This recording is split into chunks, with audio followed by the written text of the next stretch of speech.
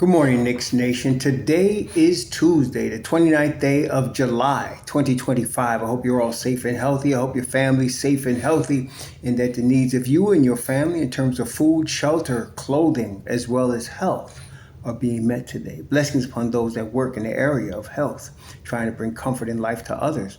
Those that work also with first responders who are always trying to save lives.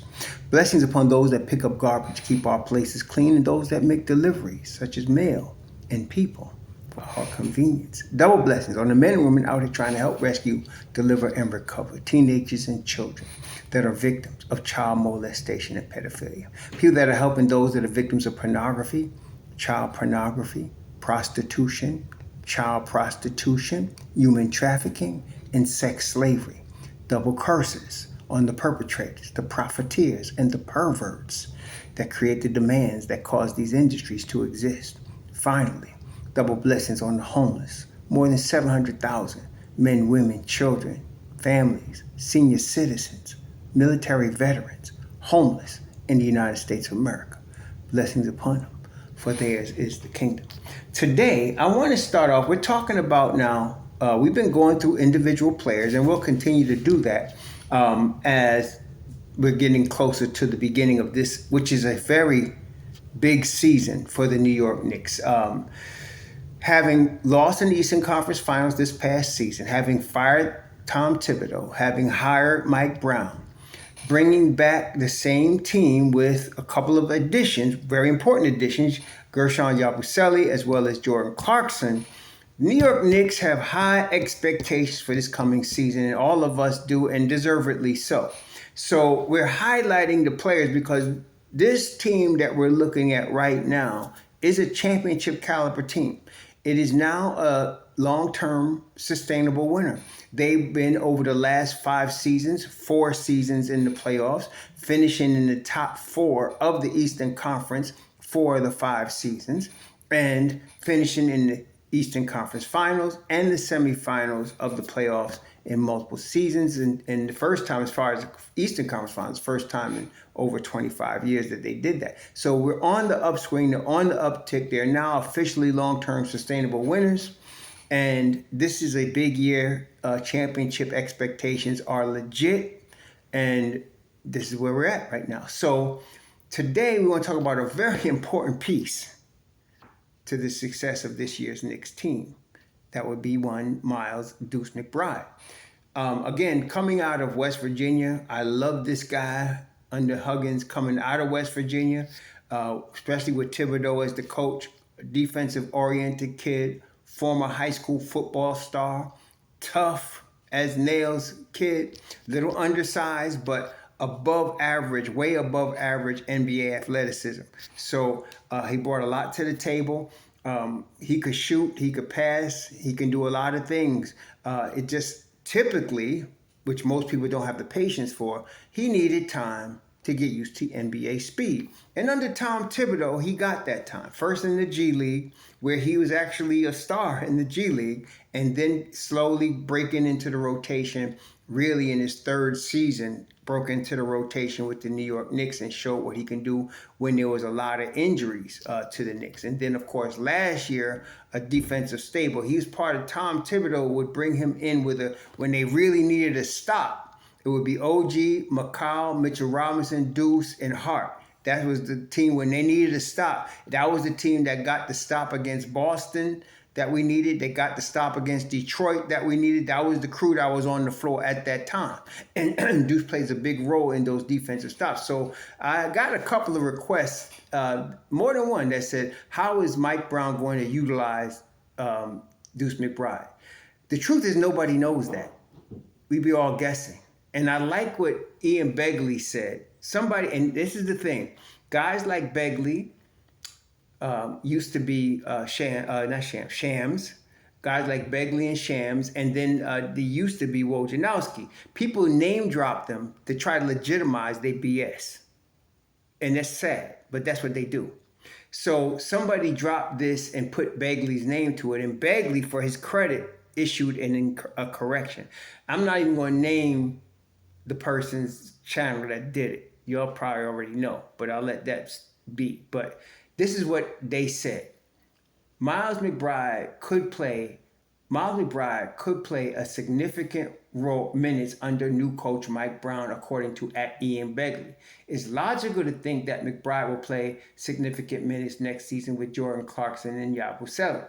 We don't know how Coach Mike Brown will deploy his rotation, but it's logical to think that McBride will play significant minutes. So that was what the person putting Ian Begley's name to it. Begley said, and he issued a correction, and he said, as a point of clarification, he's class act, Ian Begley.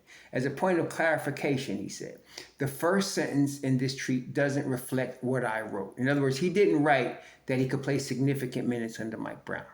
He did not write that. People embellished that. And that's what people like to do, embellish stuff to make their stuff clickable, unfortunately. But he said the rest of it is accurate, but as noticed, it's based on logic, not based on any sourced reporting. And that's important. So, and this is what Knick Nation lacks: logic. People are on emotional and embellishment and sensationalism, and a lot of things they write, think, respond to are based on that, instead of level-headed, clear, concise logic. Not hard, most of us, except if you're really, overly emotional about what the Knicks might do, then logic goes out the window. In this case, that's important. Logically speaking, you're talking about a player drafted by the Knicks, one of two of the longest tenured Knicks on the team, with Mitchell Robinson being the longest tenured. Deuce McBride is the other one that's the longest tenured Knick. And both of them, you've had guys, Emmanuel Quickley, Obi Toppin, RJ Barrett, that were drafted by the Knicks, no longer with the team now. But these two guys have survived, and they're still here. So here is Deuce McBride, drafted out of West Virginia, a football player that was also a basketball player, carries that football type of mentality, toughness with him, coached under Huggins, a very renowned defensive coach that coached at Cincinnati and West Virginia. And so he brings and develops Deuce at West Virginia. Deuce averages, I think it was his junior year, 20 points a game, stellar defense, and he brought that to the NBA. So that's what I knew was coming, the defense. The offense, I felt like would come, as I tell y'all most of the time. It takes guys a couple of years to get used to NBA speed. Even guys that are going to be tremendous shooters, even Devin Booker or guys like that, or Shepherd now on Houston, they will become, as Devin Booker is an elite shooter. He didn't come into the league like that, though. It took him some time to get used to the NBA speed. The same with the Shepherd kid in Houston. He's going to be an elite shooter. It just takes time to get used to the NBA speed. And it is significant. The difference between the speed of the NBA and every other league you ever will play in is significantly different. I remember the first time I saw in person, when I first saw Allen Iverson play in person, it was Georgetown in the NCAAs. They were in, I think it was the Sweet 16. I think it was the Sweet 16 they were in. And I was right under the basket watching him in Atlanta. And the TV doesn't do justice to how fast the game is. When you're watching it when you're watching it on television, you're watching it from above, and you're watching, the whole court. When you're on the court level, it's completely different. The speed of the game is overwhelming. I saw, I think they were playing Marcus in UMass that game. Marcus came in and beat Georgetown in that Sweet 16. But I was watching, Calipari had two tough Puerto Rican guards on his team. And they would play some really tough defense. And they were blanketing Iverson everywhere. And when Iverson would catch the ball, he would already be in his shooting stance, crouched as he caught it. And as it touched his finger, he was already up in the air, ready to shoot, and was hitting accurately, not having but a split second to catch and shoot. And those guards were all over him. The two guards that Calipari had, I forgot their names, but those two cats were tough defensively. And they were coming at Iverson, and I was amazed at how fast he would catch, gather, and shoot. It would take just a split second, a blink of an eye, and he was hitting the shot. And so I knew right there, this guy is going to be amazing in the NBA, because if he could shoot it like that under that kind of pressure, and they were focused on him. So and I remember Chris Mullin going through the same thing when Georgetown beat St. John's back in, like, I think it was 85, when Georgetown went on to win the chip. That was the only chip Ewing won in his 4 years. He went to the Final Four at least 3 years that he was at Georgetown, but they only won once. And that was the year that they played Chris Mullin and them in the Sweet 16. And after the game, Mullin said that they took away my jump shot. He just said it just like that, because that's what they did. Georgetown took away his jump shot, and he couldn't do nothing about it. And so even though in New York, we knew Mullin was going to be an NBA player, and we knew that he was going to be able to shoot in the NBA, and he did. But that just shows how hard it is when you don't have but a split second to catch and shoot. And this is what every rookie has to deal with coming into the NBA. The speed is so overwhelming on the floor level that they get just a split second to shoot that ball. So some guys, like I said, Jimmy Fredette, tremendous college shooter, couldn't get his game off in the NBA because he could not get used to the speed of the game. So you got to give every player that comes into the league that rope to say, okay, we got to, and then they'll make statements. Usually, this is the common statement that a player will make: the game has slowed down for me. RJ did it, RQ did it. They'll get to the point where they'll say the game has slowed down for them, which means they are used to the speed of the NBA. Deuce is just now getting used to it. His third season, he got used to it. Okay, this is going to be his fifth season. His third season, when you look at his stats, his third season in the league, he shot from the 3-point, he shot 41% on 4 attempts a game in his third season. Last season, he shot 37% on 5 attempts a game. He was hampered by a little injury, and 37 is a little bit above league average. League average is 36. So he was shooting a little above average, but I feel like he's a natural 40+% 3-point shooter. Plus, he is now 25 this year. He's 24, but he'll be 25 when the season starts. When you get a guy like Deuce, and he's 25, what does that mean? Generally, guys reach their prime when they're 27. Okay, 27, 28, that's the prime years for a professional basketball player. Deuce comes into the league when he was 20 really, and the season started, he was 21. So he comes in the league, now he's 24, he's used to the speed. Last year, early, I think it might have even been preseason, he had a knee hyperextension, and he still played, and he appeared in 64 games this past season, but the hyperextended knee slowed him down, obviously, so he missed 18 games. But that's not his norm. He's tough, he's going to be there, and he's going to be in shape, we know that. He's going to play defense, we know that. And now he's going to take the next step in his development, which to me is more of the mid-range. So having the teardrop like IQ did and like Brunson does, he's going to have that little floater in his game. He started using it last year.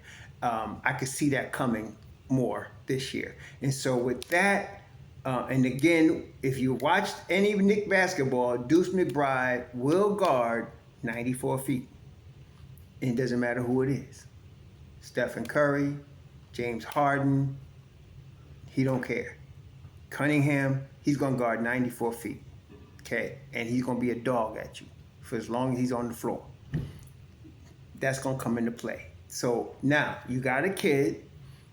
He's now an NBA regular. He can shoot 40+% from 3. He can guard 94 feet. Think of Asar Thompson, Aaron Nesmith, teams that want to win the chip. That's what they got. Caruso, Dort, they will guard you 94 feet all game long as they're in the game. Nobody likes to see that. That's Deuce. So how will Mike Brown utilize that? He's going to have him guard 94 feet. That's for sure. Now, as the article said, where Begley said, it's logical to think that McBride will play significant minutes next season with Clarkson and Gershon Yabusele. Of course he will. Yabusele's tough, defensive minded, can hit threes, and then of course rebound. You're going to have him out there with tough, defensive-minded Deuce that can hit threes. And, of course, Jordan Clarkson that can hit threes and score. A scorer more than a shooter is Jordan Clarkson. So you're going to have them out there together because you're going to have Clarkson playing significant minutes as your sixth man, and you're going to need defense around him. So when you're going to have Clarkson out there, you're going to have Yabusele, you're going to have Deuce out there, either OG and or Mikal Bridges, and probably Hukporti will be out there with them. I suspect Hukporti will play a significant amount of minutes. And then, of course, there's going to be times when Deuce is going to be out there with Mitchell Robinson. When you look at their stats together, they're dynamite together, those two. So you're going to have that. So Brown is going to utilize the defensive acumen of Deuce as well as the spot-up shooter. And Deuce, for his part, is going to utilize a little bit more mid-range game and the floater game. He'll have that. He broke it out a little bit last year. I'm hoping he could stay healthy this whole season because this is a big year for him. He knows it. I feel like he's going to. Not only that, one of the beauties of drafting a player and bringing him up in your culture is that you see him develop not just as a player, but as a man. Deuce now has a child with his girl. He coming to the NBA as a 20-year-old. Now he's 24, going to be 25. He's developing into a grown man, both on and off the court. He just wrote a book for children. And so he's in the New York culture. He's part of the fabric. He's a fan favorite. I think Mike Brown's going to definitely make use of him as the backup point guard to Jalen Brunson. And as we also know, Deuce can play the off guard. So Deuce has played both guard positions, and you're going to continue to see that. Now, it depends on who the Knicks bring in as that vet guard, which to me is only one of two players. It's either Shamet or it's Wright. You bring in Shamet, Shamet's a two guard, okay? So you're going to have Shamet at the two. Maybe you go Deuce, Shamet, and you bring in Clarkson with them, or Hart, also you're going to have Hart. So now you could do that because you got two defensive guards in Shamet and Deuce with Jordan Clarkson. So you can go three guards. So you could do that. Then, of course, there's times when Brunson's going to sit twisted ankle. There's always something. Brunson going to sit twisted ankle probably, something like that. He's going to get beat up. Brunson gets beat up every year because he takes so many charges. Deuce will start. So you're going to have that. Last year, even, he started 10 games. Even if he only appeared in 64, he started 10. The year before that, he started 14 because of injuries. I suspect we're probably looking at 72 games from Deuce, and he'll probably start about 14 games. I see him doing that. So there you go. And then you're going to have DeLon Wright or Shamet. Also, if Wright is in there, you'll see Deuce as the off guard a lot where Shamet would be. And then we'll see how they do with that last vet contract, who they bring in. They got guys that are good enough to get that contract that are on the fence of the G League or the two-way. Like you're talking about Anton Watson, you're talking about Marshawn Beauchamp, you're talking about Kevin McCullough. There's guys that could get that other contract that they got if they don't go ahead and get a DeLon Wright or a Shamet. I actually hope they get DeLon Wright. That's my favorite at this point. I love Shamet too, but DeLon Wright at the point of attack, and that's the difference. That's what Deuce brings. You put Deuce out there with Wright, there's no worry about paint penetration. I mean, people can still get, this is the league, so people can get in the paint, but you just limited it right there, just putting them out there. You put Deuce out there with Josh Hart, you're going to limit paint penetration. Deuce is part of that front line of the defense, point of attack defense, that's going to protect the paint. Yes, you will have Mitchell Robinson doing that, but you do not want Mitchell Robinson to be your first point of attack presence. You want point guards and off guards to do that. So obviously we know that Brunson is a little weak in that area, okay?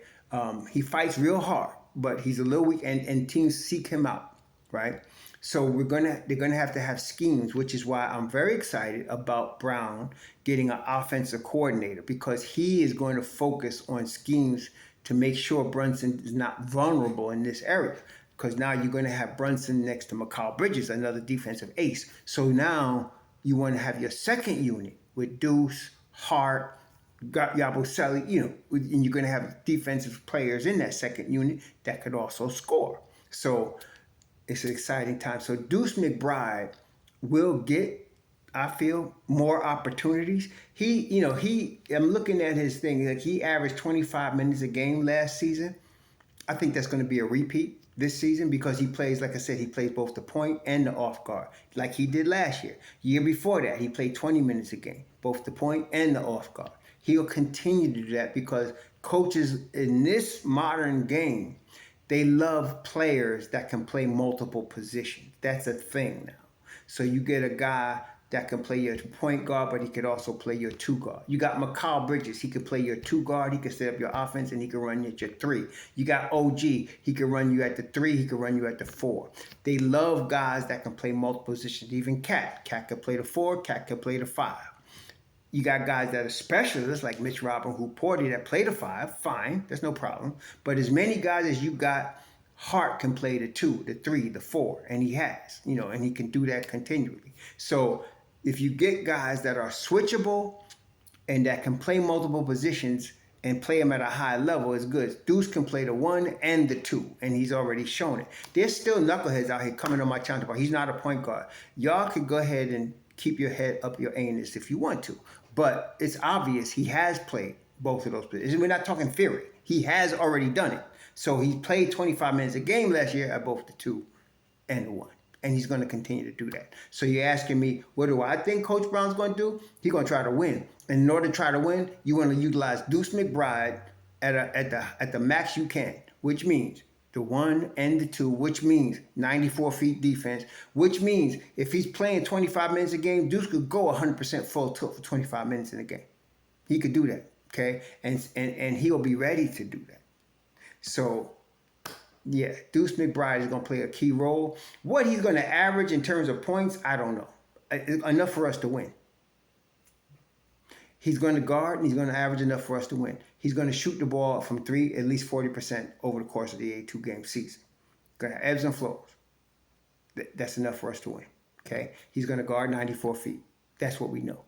And Brown is going to make use of all of those talents for us to get this chip.